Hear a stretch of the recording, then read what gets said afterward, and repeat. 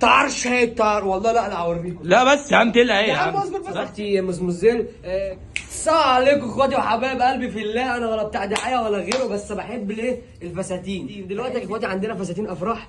فساتين افراح يعني انت لو صبحتي عروسه، صبحتي مزمزيل، جالك الاكس، جالك القديم، جالك الجديد، حبيتي تعملي فرح، حبيتي تعملي خطوبه، كل حاجه عندنا جاهزه زي ما انتم شايفين كده يا جماعه اهو.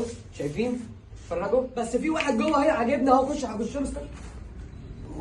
هو ده يا جماعه طرش هيتر والله. لا انا هوريكم. لا بس يا عم تقلق ايه يا يا عم عم؟ اصبر بس. بس يا عم تقلق ايه يا عم؟ ما تصغرناش يا عم. ماشي.